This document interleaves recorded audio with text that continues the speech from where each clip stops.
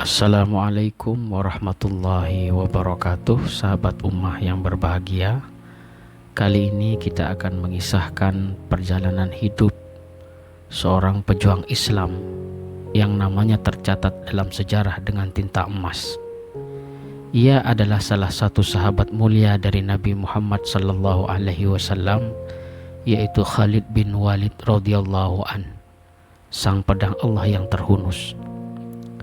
Perjalanan hidupnya penuh dengan nilai-nilai keberanian, pengorbanan, tantangan, strategi, dan pengabdian tanpa batas. Dari masa jahiliyah kota Mekah, perjalanannya mendapat hidayah sampai menjadi jenderal perang yang tak terkalahkan hingga akhir hayatnya, yang sampai hari ini kisahnya menjadi inspirasi bagi banyak orang.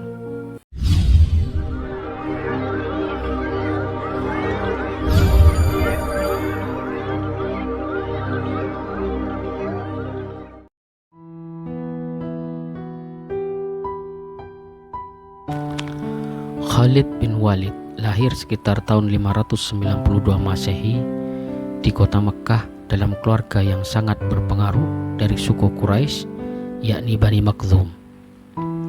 Bani Makhzum sendiri terkenal sebagai suku yang memiliki reputasi tinggi dalam peperangan dan kepemimpinan militer. Ayahnya, Walid bin al-Mughirah, adalah seorang pemuka Quraisy yang kaya raya dan sangat dihormati. Ia dikenal sebagai orang yang sangat anti-Islam pada masa awal dakwah Nabi Muhammad SAW. Sementara ibunya adalah Lubabah As-Sughra, saudari dari Sayyidatina Maimunah binti Al-Harith, yang kelak menjadi salah satu istri Nabi Muhammad SAW. Dengan demikian, Khalid memiliki hubungan kekerabatan dengan Rasulullah melalui jalur pernikahan. Sebagai anak dari keluarga terpandang, Khalid tumbuh dalam lingkungan yang penuh dengan kemewahan dan kehormatan. Ia mendapatkan pendidikan terbaik yang tersedia di Mekah pada masa itu. Sejak kecil, Khalid diajarkan bahasa Arab klasik, termasuk syair dan pidato, yang merupakan keterampilan penting bagi para pemuka Quraisy. Ia juga belajar genealogi Arab, yakni sejarah dan hubungan antar suku. Bani Makhzum terkenal dengan keahlian mereka dalam berperang. Sejak usia dini, Khalid diajari cara menggunakan pedang, tombak, dan busur. Ia juga dilatih dalam berkuda, yang di kemudian hari akan membawanya menjadi pemimpin kavaleri dalam banyak pertempuran. Sebagai anak dari pemimpin Quraisy, Khalid bergaul dengan orang-orang dari keluarga terpandang lainnya, termasuk Amr bin As, Sofwan bin Umayyah, Umar bin Khattab, yang juga merupakan bagian dari suku Quraisy yang menentang dakwah Nabi Muhammad di awal-awal munculnya Islam.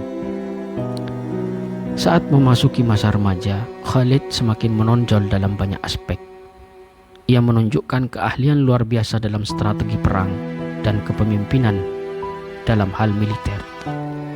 Ia sering mengikuti latihan pertempuran bersama para prajurit Quraisy dan bahkan memimpin pasukan kecil dalam ekspedisi antar suku.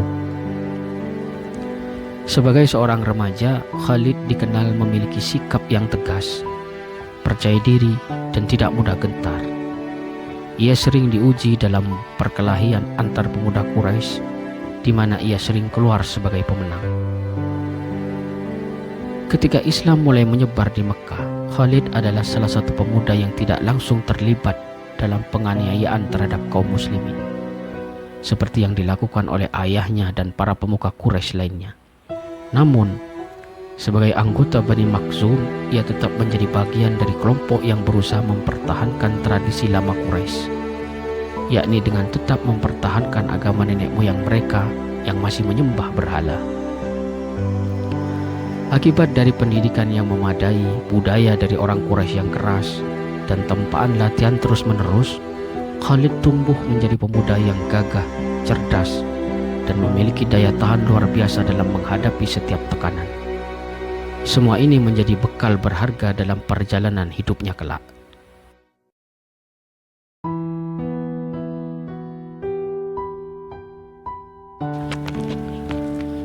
Ketika Islam mulai berkembang di kota Mekkah, Khalid menjadi salah satu tokoh Quraisy yang menentang ajaran Rasulullah Sallallahu Alaihi Wasallam.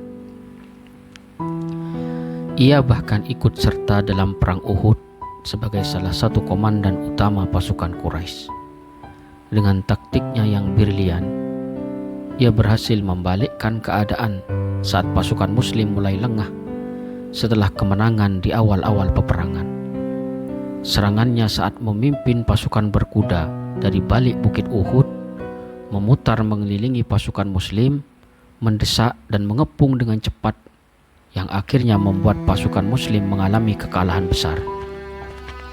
Namun, meskipun menjadi salah satu penentang Islam yang tangguh, Khalid mulai merasakan kegelisahan dalam hatinya.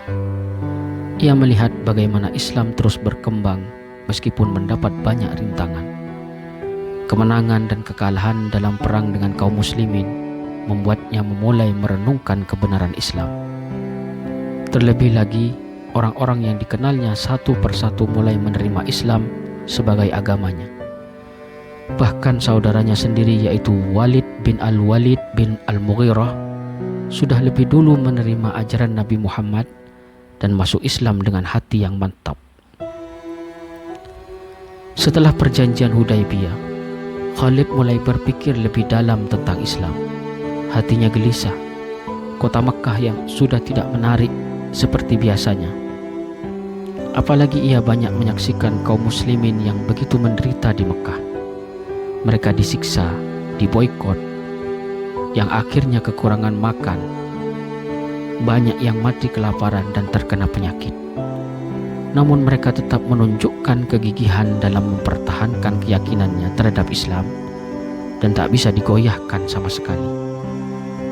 Bahkan mereka hijrah ke Madinah hanya membawa apa yang bisa dibawa oleh tangan-tangan mereka. Dalam kebimbangan yang memuncak, ia putuskan untuk pergi ke Madinah, menemui Nabi dan sahabat lainnya. Akhirnya ia bersama sahabat dekatnya Amr bin As, ia masuk Islam di hadapan Rasulullah Sallallahu Alaihi Wasallam. Rasulullah menyambutnya dengan penuh kasih sayang dan berkata, "Aku tahu bahwa engkau memiliki kecerdasan dan keberanian luar biasa. Allah telah memberikan hidayah kepadamu." Sahabat seperti Abu Bakar As-Siddiq, Umar bin Khattab, Utsman bin Affan, Ali bin Abi Thalib, Abdurrahman bin Auf yang mengetahui keislaman Khalid langsung memeluknya dengan sangat erat.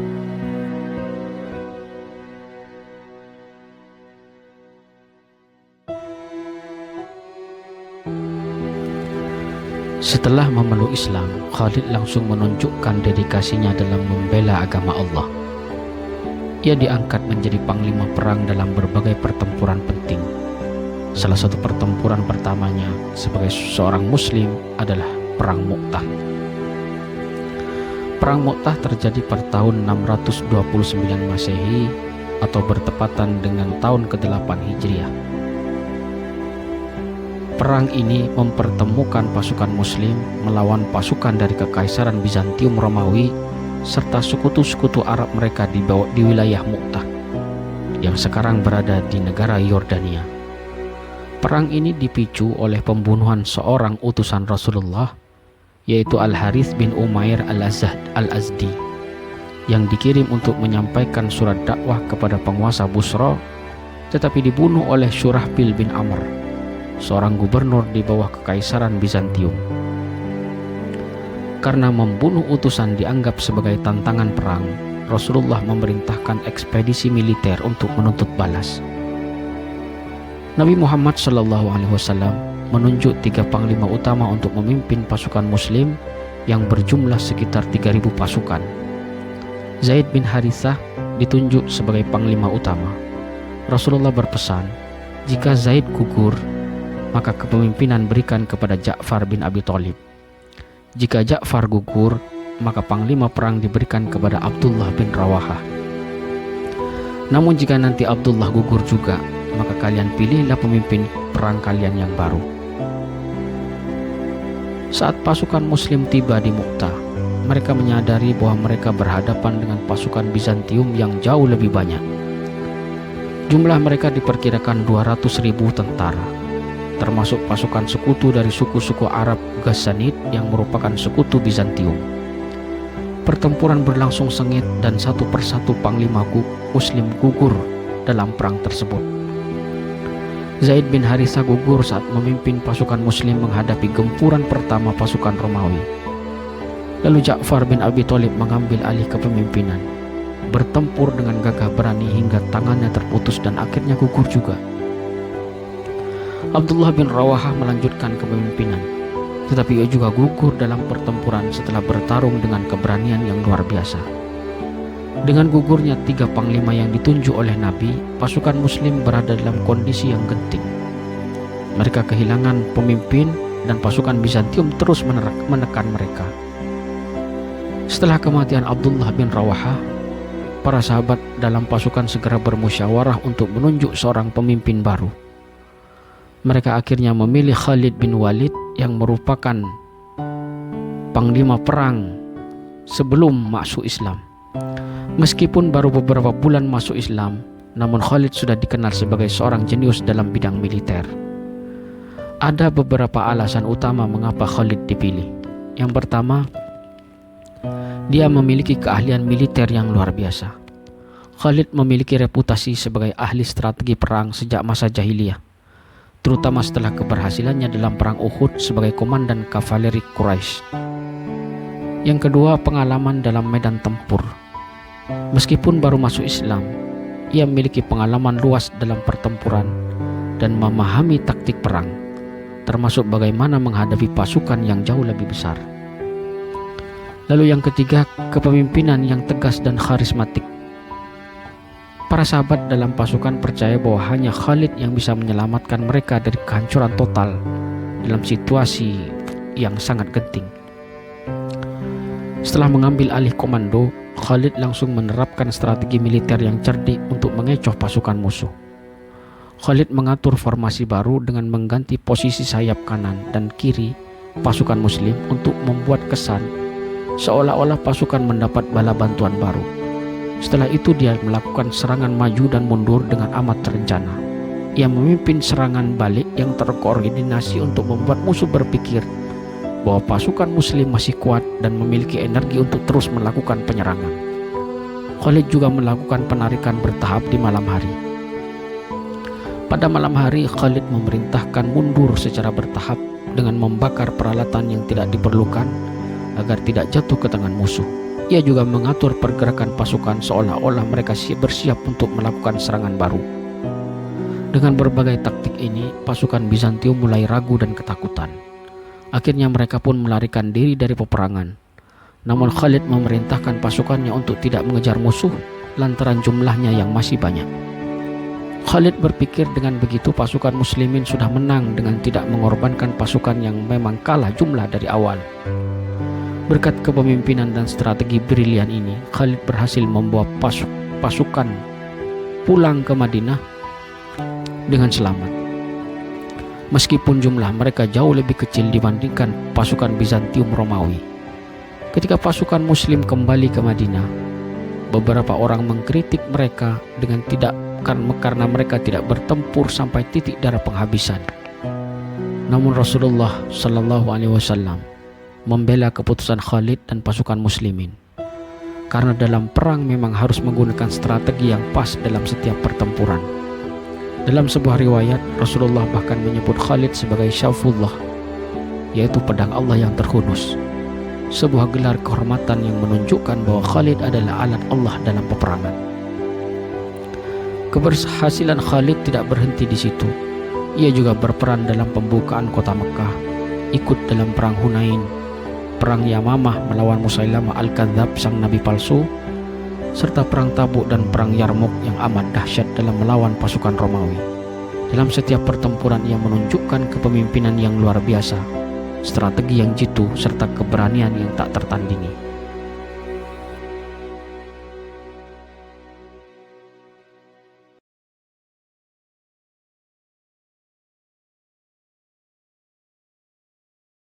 Meskipun Khalid bin Walid tidak pernah mengalami kekalahan dalam setiap pertempuran, Masa kejayaannya sebagai panglima perang berakhir ketika Khalifah Umar bin Khattab mencopot dari jabatannya.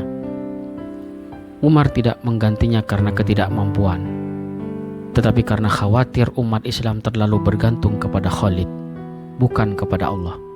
Lantaran setiap Khalid memimpin perang, pasukan kaum muslimin selalu menang, dan mereka akhirnya selalu mengeluk-elukan Khalid sebagai pahlawan, seakan-akan yang memberikan kemenangan adalah Khalid semata. Umar berkata, sesungguhnya aku mengganti Khalid bukan karena dia berkhianat, akan tetapi banyak orang telah terbius olehnya, sehingga aku khawatir mereka hanya bergantung padanya. Karena itu aku ingin kaum muslimin tahu bahwanya Allah lah yang memberi kemenangan, sehingga kita akan terhindar dari fitnah di kemudian hari. Namun Khalid menerima keputusan ini dengan penuh keikhlasan dan hati yang besar. Ia tidak pernah menaruh dendam kepada Umar bin Khattab dan tetap mendukung pemerintahan sang Amirul Mukminin. Khalid berkata, aku berperang bukan untuk jabatan, bukan untuk Umar ataupun kepopuleran, tetapi aku berperang semata-mata hanya untuk Allah dan Rasulnya. Tak ada bedanya bagiku berperang sebagai panglima atau sebagai prajurit biasa. Pada hari-hari terakhir dalam hidupnya, ia merasa sedih karena tidak syahid di medan perang. Dengan nada getir ia berkata, aku telah melalui begitu banyak peperangan, tetapi lihatlah, aku akan mati di atas ranjang seperti unta tua. Lihatlah, tidak ada satu jengkal pun dari tubuhku yang tidak terkena luka akibat pedang, tombak atau panah. Tetapi inilah takdir Allah. Dalam riwayat lain disebutkan, aku telah berusaha mencari dan berusaha mendapatkan mati sebagai syahid pada setiap peluang yang ada. Akan tetapi ia tidak ditakdirkan untukku, sehingga aku harus mati di atas ranjangku. Tiada amalan yang lebih aku harapkan setelah tauhid daripada satu malam yang aku lewati dalam bersiaga untuk perang. Langit membuatku takut, dan kami sedang menanti waktu subuh agar kami dapat menyerang orang-orang kafir secara mendadak. Jika aku mati, maka lihatlah senjata dan kudaku, dan jadikan itu sebagai perbekalan di jalan Allah. Akhirnya aku akan mati di atas ranjang layaknya orang biasa. Pada tahun 642 Masehi, Khalid bin Walid akhirnya wafat di Homs, Suriah. Beribu-ribu orang mengantar jenazahnya untuk dikuburkan, seraya menangisi kepergian sang pejuang sejati. Dunia Islam kehilangan salah satu panglima terbaiknya, tetapi namanya tetap abadi dalam sejarah.